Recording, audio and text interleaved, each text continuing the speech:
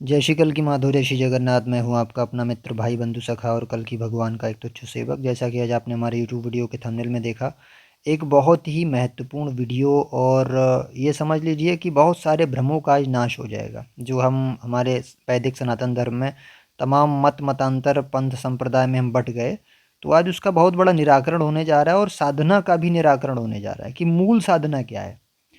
जैसे आज भविष्य मालिका का भी प्रचार प्रसार हो रहा है, आप देख रहे हैं, बहुत सारी चीज़ें इसमें आ रही हैं देखने में। तो इसमें सबसे बड़ी चीज़ क्या है कि जो युग परिवर्तन का समय चल रहा है और उसमें सभी लोग अपनी अपनी साधना बता रहे हैं कि साहब ये कर लीजिए तो बच जाएंगे, ये कर लिए तो बच जाएंगे। भक्त कंफ्यूज हो गया कि वास्तव में करें क्या। तो आज उसका पूरा समाधान आपको मिलेगा। मोक्ष की साधना मिलेगी, सतयुग में जाने वाली साधना, युग परिवर्तन में जाने वाली साधना मिलेगी, पूरी रक्षा की साधना मिलेगी और प्रमाणिक उत्तर मिलेगा। दूसरा ये भी आपको उत्तर मिलेगा कि क्या कोई भी नाम जाप करने से हमारी मुक्ति संभव है या हम सतयुग में जा सकते हैं। सभी भक्त जो भी हैं वो वीडियो के अंत तक अवश्य बने रहें, मेरी आपसे प्रार्थना है। देखिए, बहुत सारी चीज़ें प्रचार प्रसारित हो रही हैं। एक तो मोक्ष के नाम पे और दूसरा युग परिवर्तन के नाम पे। अब जैसे कोई कह रहा है कि भैया आप राम तारक मंत्र जपो, मालिका में लिखा हुआ है। वास्तव में मैंने रिसर्च ये भी किया कि राम तारक के साथ में ही ब्रह्म का अक्षर मंत्र दिया है। यानी वो ये कह रहे हैं कि राम तारक और ब्रह्म का अक्षर एक ही चीज़ है।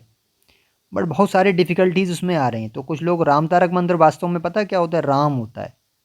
तो राम का नाम बहुत समय से हमारे आदि समय से ही जपते चले आ रहे हैं, त्रेता युग से ही लोग, है ना, हमारे पूर्वज। दूसरा कुछ लोग बोल रहे हैं हरे राम राम राम हरे हरे, हरे कृष्ण कृष्ण कृष्ण हरे हरे, चैतन्य महाप्रभु द्वारा दिया गया जो नाम था। तो बोले कि इसका जाप करोगे तभी बचोगे, तभी युग परिवर्तन में आपको जगह मिलेगी और तभी मोक्ष होगा। कुछ लोगों ने बोल भी दिया कलयुग केवल नाम आधारा, सुमिर सुमिर नर उतरे पारा। तो इसमें तो ये सब बाकी चीज़ें तो गायब हो गई, सब हैं, केवल नाम ही चलेगा। और नाम पे भी चर्चा करेंगे। फिर कुछ लोग बोल रहे हैं कि जय कल की, जय जगतपते, पद्मापति, जय रमापति, ये वाला जो नाम है यही वाला काम करेगा, बाकी सब बेकार हैं। बहुत सारे महात्मा जो हैं वो अलग अलग बातें राधे राधे बता रहे हैं। कुछ कुछ महात्मा बता रहे हैं माधव नाम जपो, है ना। महात्मा तो फिलहाल नहीं उनको कहूँगा मैं, लेकिन हाँ कुछ लोग बोल रहे हैं माधव जपो। हालांकि हमारे वृंदावन क्षेत्र में राधा माधव बोलते हैं, तो माधव नाम कोई बुराई उसमें नहीं होती। कुछ लोग गोविंद नाम बता रहे हैं। अब भक्त बेचारा कंफ्यूज हो गया है। ब्रह्म का अक्षर मंत्र के बारे में भी कोई बता रहा है, कोई बता रहा है अनाक्षर तत्व के बारे में। भक्त ये परेशान है कि इनमें से सत्य क्या है। तो आज सत्य की खोज पे एक यात्रा में चलते हैं। आप अपने भाई पार्थ के साथ में बिल्कुल विश्वास के साथ रखिए कि आपको मैं अपनी तरफ से कुछ नहीं बताऊंगा। शास्त्र में और महापुरुषों की वाणी बताऊंगा, अपनी तरफ से मैं कुछ बोलता नहीं, आप जानते हैं। सबसे पहले बात देखिए, मुझे किसी भी नाम से कोई आपत्ति नहीं है, चाहे राधे राधे हुआ, राम राम हुआ, हरे कृष्ण हुआ, जय कल की, जय जगत पते हुआ, कोई भी हुआ, राधा माधव गोविंद कोई भी नाम हुआ, मुझे किसी से कोई आपत्ति नहीं है। लेकिन समस्या ये है कि जब हम इनको मोक्षदायक बना लेते हैं कि केवल यही करते रहो, लास्ट समय तक मोक्ष हो जाएगा, या हम ये कह देते हैं कि इनकी गारंटी है कि इनको जो जपेगा वो सतयुग में जाएगा, युग परिवर्तन में बचेगा, या महाविनाश में उसकी रक्षा हो जाएगी, तो वो अधूरा सत्य आपको प्रस्तुत कर रहा है। अब बताते हैं कैसे अधूरा सत्य प्रस्तुत कर रहा है भाई। पहली बात तो ये कि जो नाम जो बताया गया था कलयुग केवल नाम आधारा, वो नाम है क्या? वो नाम कोई शब्द वाला है, 52 अक्षर का है, क्या है? तो इसका पूरा अगर आप प्रमाण देखेंगे कबीर पंथ में इसका पूरा प्रमाण मिलता है। दूसरा, पंचसखाओं ने अपनी बाड़ी में भी बोला। पहले पंचसखा की बात कर लेते हैं। पंचसखा ने बोला था निज नाम धर एकाक्षर साधु संग कर मूल, ये बोला है चकड़ा मडान में। निज नाम, निज नाम माने क्या? निज माने सेल्फ, यानी अपना। अपना का मतलब तुम कौन? कोई आपसे पूछे आप कौन, तो आप बोलोगे क्या? मैं रमेश मुकेश, बोले तुम्हारी देह का नाम। बोलोगे मैं मुकेश का पुत्र, बोले तुम्हारे पिता का नाम। बोलोगे हिंदू, कहोगे तुम्हारे धर्म का नाम। बनिया, तुम्हारी जाति का नाम। तुम कौन? तो निज माने क्या? मैं आत्मा हूँ, ये होता है निज नाम, है ना। दूसरी बात कबीर जी ने बोला संत सगा और गुरु सगा, अंत सगा निज नाम, कहें कबीर इस जीव को तीन ठौर विश्राम। यानी उन्होंने क्या बोल दिया? अंत सगा निज नाम। निज नाम का मतलब तुम्हारा ही नाम, आत्मस्वरूप का चिंतन, ये नाम होता है वास्तव में। यहाँ तक कि प्रेमानंद जी महाराज ने भी एक वीडियो में उसको निज मंत्र भी बोल देते हैं कई बार। कबीर जी ने भी बोला बहुत जगह निज मंत्र, निज, इसको बहुत जगह निज मंत्र भी बोल सकते हैं ना। तो कई बार प्रेमानंद जी महाराज से एक बार पूछा निज मंत्र गुरुदेव क्या है, तो उन्होंने बोला बेटा इतने राधा राधा जपोगे, फिर इतने दूसरे जपोगे, इतने लाख इतने वो जपोगे, तब जाके कहीं लास्ट में गुरु कृपा करके निज मंत्र देते हैं, बताओ, निज नाम देते हैं। अरे तो बात तो वही आ गई, तो पहले ही निज नाम को क्यों ना पकड़ लेंगे? निज नाम होता क्या है? आज इसको पहले समझो, कोई भी नाम नहीं, निज नाम। नाम का मतलब वहां पे क्या है, 5 मुक्तियां बताई गई हमारे शास्त्रों में। 5वीं जो मुक्ति है, जो ब्रह्मलीन अवस्था जिसमें हम परमात्मा में लय हो जाते हैं या पूर्ण मोक्ष हो जाता है, उसी मुक्ति को प्राप्त करने के लिए निज नाम सहायता करता है। इसी को आदि नाम बोला है, स्वरूप चिंतन बोला, आत्म साक्षात्कार बोला, तमाम विषय इस पे रहे। ठीक है, तो ये मोक्ष का मार्ग हो गया, मोक्ष की बात हो गई। अब आप ये समझो कि ये जो निज मंत्र है, निज का जो सुमिरन है, यानी कि जो आत्मा का सुमिरन है या जो आत्म स्वरूप का चिंतन है, ये किया कैसे जाता है, मन को विचारों से उपराम कर देना, है ना। आप जब गीता अध्याय 6 श्लोक 20 में पढ़ेंगे, यत्रो परमते चित्तम निर्धम योग सेवया, वहां पे ये विधि बताई कि हे अर्जुन, तू मन को विचारों से उपराम कर दे, यानी कि दृश्य, आकृति, कल्पना, घटना, ये कुछ भी नहीं आना चाहिए मन में, खाली कर दो एकदम। और जब परफेक्ट शून्य में आप स्थित हो जाओगे तो उस समय क्या होगा, आप अपने स्वरूप का चिंतन यानी अपना निज नाम कर रहे होगे। तो वहां निज नाम का जाप नहीं होता है, निज नाम का सुमिरन होता है, वो ध्यान होता है ना। का दुख में सुमिरन सब करें, सुख में करे ना कोई। सुमिरन का मतलब क्या, जाप का मतलब नहीं सुमिरन होता है, सुमिरन का मतलब ध्यान करना, वही कबीर जी बोले। अच्छा, दूसरा एक उसको सार शब्द भी बोल दिया कई जगह, गीता में इसका विवरण आया। ठीक है, तो मैंने ये बताया निज नाम कैसे जपा जाता है, इसको हम लोग शून्य साधना भी बोल देते हैं, हम लोग बोल देते हैं, हमने नाम दिया, वैसे इसका नाम स्वरूप चिंतन या आत्म स्वरूप का साक्षात्कार है। तो जब आप कुछ भी नहीं सोचेंगे, मन बिल्कुल पूरी तरीके से खाली होगा, उस समय आप अपनी आत्मा का ही ध्यान कर रहे होंगे। आत्मा कोई अपना रूप नहीं, इसका साक्षात्कार कर लो, मन को विचारों से उपराम कर दो, स्वरूप चिंतन स्टार्ट हो गया। यही है निज नाम जो आपका बेड़ा पार करेगा। इससे पुराने संस्कार भस्म होते हैं, जन्म जन्मांतर के जो आपके चित्त में संग्रह हैं, जो पूर्व जन्म का बार बार जो है जन्म जन्म जन्म का कारण बन रहे हैं, नेक्स्ट जन्म आपको दिलवा रहे हैं, सारे समाप्त हो जाएंगे। अच्छा, फिर आगे बढ़ते हैं कि आपका जो नाम संकीर्तन वाला है, अब अंतर समझना। एक तो निज नाम हो गया जो मैंने पूरी व्याख्या कर दी। अब जो राम राम, हरे कृष्ण, जय कल की जय जगत पते, राधे राधे, माधव माधव, गोविंद गोविंद, ये सब क्या है, ये सब है संकीर्तन नाम। मैं भी करता हूँ, नारायण नारायण नारायण नारायण, हर हर शंभु, हर हर शंभु, शंभु शंभु, हर हर शंभु, ये है संकीर्तन नाम, है ना। संकीर्तन नाम क्या होता है, ये निज नाम नहीं होता है। संकीर्तन नाम का लाभ होता है कुछ, ये पहले गुरु इसलिए देते थे कि भाई आप भौतिक चिंताओं में ग्रस्त हैं, आप सोच रहे हैं कि मेरी जॉब का क्या होगा, मेरे बच्चों क्या होगा, संपत्ति क्या होगा, दिन भर कुछ ना कुछ विचार करते हो ना मन मन से। तो भगवान कृष्ण गीता में बोला, असंशयम महाबाहो मनो दुर्निग्रहम चलम, ये मन ही जो है सबसे बड़ा शैतान है, इसी को काल बोला कबीर जी ने। ये जितना आपको घुमाएगा उतने आप जो है नए संस्कार अर्जित करोगे, फिर बार बार जन्म होगा। तो उन्होंने कहा इस मन को हराओ। अब भाई तो होता क्या है कि जो नाम संकीर्तन वाले जो दिए जाते हैं, नारायण नारायण राम राम करके, जिसको राम तारक मंत्र भी बोल देते हैं, राम राम करके, ये इसलिए दिए जाते थे जिससे आपका भौतिक चिंतन समाप्त हो जाए और आप दीन दुनिया की चीज़ों से दिमाग हटा के फोकस करें, राम राम राम, मैं जो बोल रहा हूँ नारायण नारायण, जो बोला जा रहा है उस पर फोकस करें। इट मीन्स आपको भौतिक चिंतन से काट दिया। तो कहाँ ले जा रहे हैं, वो शून्य की ओर ले जा रहे हैं, वही ध्यान वही आत्मस्वरूप की तरफ ही ले जा रहे हैं। लेकिन वहां पे एक सहारा है, एक बैसाखी है, क्या, नाम का। लेकिन बाद में क्या होगा, जब परफेक्ट शून्य लगेगा, यानी परफेक्ट जो आत्मस्वरूप का ध्यान होगा, वहां पे आपको कोई भी बैसाखी या कोई भी सहारे की या कोई भी प्रणव की आवश्यकता नहीं पड़ेगी। इनको प्रणव भी बोल देते हैं, जैसे ओमकार का ओम करके, तो ओम पे ही ध्यान केंद्रित कर दिया, मन को विचारों से उपराम करने की कोशिश की जा रही। इसका मतलब क्या है, ओम वहां पे प्रणव बन रहा है। ऐसे ये जो नाम दिए जा रहे हैं ये सब प्रणव बन रहे हैं, आपको विचारों से मुक्त करा जा रहा है इसके द्वारा। और जो लोग नारायण नारायण राम राम जपते रहते हैं और मन में कुछ सोचते रहते हैं, उनका कुछ फलीभूत होता ही नहीं है, वो बेकार है बिल्कुल, रट्टू तोते की तरह है वो बिल्कुल एकदम। जिसने सही गुरु से लिया होगा वो यही बोलेगा गुरु, कि जो भी आप जो संकीर्तन कर रहे हो नाम का, वो उस समय कोई भी विचार मत लाना, मन में दूसरी कल्पना मत लाना, केवल जो बोल रहे हो उस पर ध्यान होना चाहिए कि मैंने क्या बोला।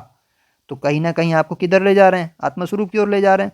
इसका लाभ क्या होता है संकीर्तन वाले नाम का, कि आप भौतिक चिंतन से पहले तो कट जाते हैं, फिर आपका मन जो है वो कमजोर हो जाता है। मन को दौड़ने की बीमारी लगी हुई है, तो बीमारी उसकी दूर हो गई, आत्मबल बढ़ता है, आत्मा मजबूत हो जाती है। आत्मा जब मजबूत होगी, एक रथ है शरीर, इंद्रियां उसके घोड़े हैं, आत्मा उसका स्वामी है, और सारथी कौन है, मन। अभी आत्मा सोई हुई है, मन चलायमान है, मन मजबूत है तो भगा रहा है इधर उधर, पाप करवा रहा है ना। जब आत्मा जागृत हो जाएगी तो मन कमज़ोर हो जाएगा, मन कमज़ोर होगा तो अपने आप ही अच्छे काम होने लगेंगे, बुरे कामों से बच जाएगा, विकारों से बच जाएगा। ये चीज़ थी पहली, तो ये हो गया, ठीक है। अब दूसरी बात ये आती है कि ये आत्म स्वरूप तक पहुँचने को ये संकीर्तन जो है वो माध्यम बनता है केवल। इसको अनाक्षर तत्व भी बोला है मालिका में।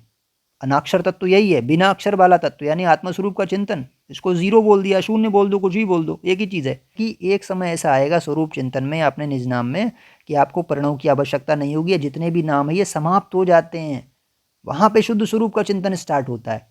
अब गुरु वहाँ पे सारे गच्चा खा गए, बोले ये अंतिम सांस तक जपना। यार अंतिम सांस तक क्यों बोल रहे हो? ये बोलो ये माध्यम है, आपकी साधना चेंज हो सकती है आगे, आप बड़े स्तर पहुंच सकते हो भाई। प्राइमरी से आप निकलते हो तो जूनियर में जाते हो, नहीं जाते? जूनियर से इंटर कॉलेज में, इंटर कॉलेज से आप ऊपर जाते हो, नहीं जाते हो डिग्री कॉलेज में? तो बढ़ेगा ना ज्ञान, कि वही लेके बस खाली यही पकड़े रहना और इसी को लास्ट तक जपते रहना, ये गलत है बिल्कुल तरीका। दूसरा, कोई ये कहे कि ये संकीर्तन जो है बाले नाम जो कर रहे हैं वही युग परिवर्तन में जाएंगे, बचेंगे, तो क्या ये सही बात है? तो मैं कहता हूँ वो बच सकते हैं। राम के नाम का जो जापक है बच सकता है, हरे कृष्ण वाला बच सकता है, जय कल की जगत पते वाला बच सकता है। मैं उसकी बिल्कुल नहीं कह रहा हूँ, अगेंस्ट नहीं हूँ कि नहीं बचेगा, लेकिन गारंटी नहीं है, ये बात समझ लेना। मालिका में गारंटी किसके लिए है? ब्रह्म का अक्षर मंत्र और अनाक्षर तत्वों के जानकार होंगे वो बचेंगे, ये गारंटी ली गई है। तो जो प्रत्याभूत सरकार करके दे दे कि साहब ये वाला आदमी जो है आज से गवर्नमेंट जॉब एम्प्लॉय हो गया, तो इसका मतलब क्या है? इसका मतलब ये ना, अश्योरिटी हो गई ना। ऐसी उन्होंने दे दिया मालिका ने कि साहब ये बंदा जो है बचेगा अगर इसने किया ढंग से, कर्म सुधार कर लेगा और ब्रह्म का अक्षर मंत्र जपे। ब्रह्म का अक्षर का मतलब ओमकार, पिछली वीडियोस देख लेना, बहुत सारी हैं इस पे बनी हुई, पूरा डिटेल में बताया है। अनाक्षर तत्व का मतलब वही निज नाम, तुम्हारा नाम, स्वरूप चिंतन, अपना आत्मा का ध्यान, विचारों से उपराम हो जाना, वही दो को जो करेगा तरीकों को बच जाएगा। अच्छा, बाकी का क्या होगा? जो संकीर्तन वाले नाम जापक हैं, इनका अगर तपोबल इतना होगा कि सतयुग में जाने लायक होंगे, कर्म सुधार होगा, और तीसरा क्या कि ये अपने मन और विकारों पर अगर विजय प्राप्त कर चुके होंगे उसी नाम के द्वारा जो ये जप रहे हैं, तो इनका स्वागत है कलयुग में। लेकिन उसमें फिर एक चीज़ ये बोल दी कि ब्रह्म एकाक्षर जो मंत्र जो नहीं करेंगे उनके बारे में एक चीज़ वहाँ पे बोली है, कातर होए भक्तगण ब्रह्म एकाक्षर मंत्र बसाण, ये बोल दिया मालिका में। कहा कि ब्रह्म का अक्षर मंत्र धारण करो वरना तुम भक्त होते हुए भी डर से कांपोगे, थर थर कांपोगे। अब बताओ, आपके पास में कोई आदमी बैठा, उसकी मुंडी काट दीजिए आपके सामने, वो गिर पड़े जमीन पे, खून निकल आए, आपकी हालत क्या होगी? आतंकवादी सामने बैठा हुआ है, आप भले ही जो है कीर्तन वाले नाम जापक हो, संकीर्तन कर रहे हो आप बैठ के, लेकिन डर तो लगेगा ना, कातर हो जाओगे। तो उन्होंने लिख दिया कि तुम भक्त होते हुए भी डर से कांपोगे अगर तुमने ये नहीं धारण किया तो मेरे भाई मैं यही तो कहता हूँ, 5 मिनट ओमकार 108 बार हो जाते हैं, बस काफ़ी इतना। 10 मिनट की शून्य साधना हो गई, मन को विचारों से खाली करना है बस, खाली उसको हम बोल देते हैं शून्य साधना। वही अनाक्षर तत्व है, वही जो है निज नाम है, उसी को निज नाम बोला है। स्वरूप चिंतन करो आराम से, क्या दिक्कत जा रही है? पुराने पाप भी भस्म हो रहे हैं और नए संस्कार भी बन रहे हैं, तपोबल अर्जित हो रहा है, और गारंटी दे दी मालिका ने कि बच जाओगे आप। अच्छा, अब दूसरी चीज़ ये आते हैं कि ओमकार का जो जाप होता है, ब्रह्म का अक्षर मंत्र का जो जाप होता है, वो दूसरे संकीर्तन वाले करोड़ों नाम जापों से बहुत अधिक प्रभावशाली है। एक ओमकार की जो भक्ति धन है या तपोबल है वो इतना ज़्यादा है कि करोड़ों आप जो संकीर्तन वाले नाम जप रहे हैं वो एक तरफ रख दो और ओमकार का भक्ति धन एक तरफ रख दो। अब वो कैसे? अब बताते हैं आपको। भगवान कृष्ण ने गीता में क्या बोला?